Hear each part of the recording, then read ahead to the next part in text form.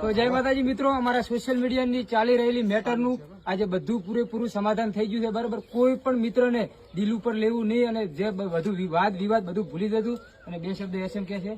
તો મિત્રો, જે અમારા પ્રકાશ ઠાકોરનો વિરોધ ચાલી રહ્યો હતો એ વિરોધનું આજે સમાધાન કરી નાખ્યું છે. અને સમાધાન એટલા માટે કરવું પડ્યું કારણ કે આની અંદર બીજા લોકો ઘણા અંદર ઝઘડી પડતા હતા, જેથી કરીને અમારી જે ભૂલ હતી અમને સમજણી અને અમે જે વિરોધ કર્યો એકબીજાનો એ બદલ અમને બંનેને પસ્તાવો છે.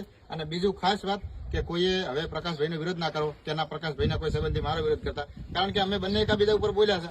અને એ વિડીયો હાલમાં કોને હાલની તારીખમાં પડ્યા છે, પણ સમય જતા નીકળી જશે અમારે હારા હારી રહ્યા છે એટલે.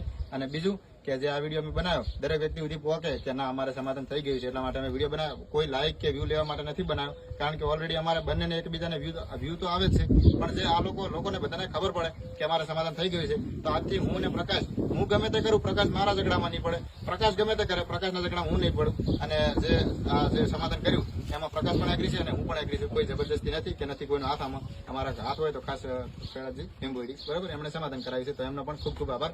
અને હું અને પ્રકાશ આજથી ભાઈની જેમ રહીશું. તો જય માતાજી મિત્રો, જે પણ આપણે એસએમ ઠાકોર અને પ્રકાશ ઠાકોરનું મેટર હતું એ બધું સમાધાન થઈ ગયું છે. એટલે કોઈ મિત્રોએ દિલ પર લેવું નહીં. જય માતાજી બધાને. અલ્યા ગુજ્જુભાઈ, કોઈક દિવસે આવો તો કરીએ મારા ઘરે ચા પીવા. ઘરે આવીને મારે શું તપી લીધો ધોવું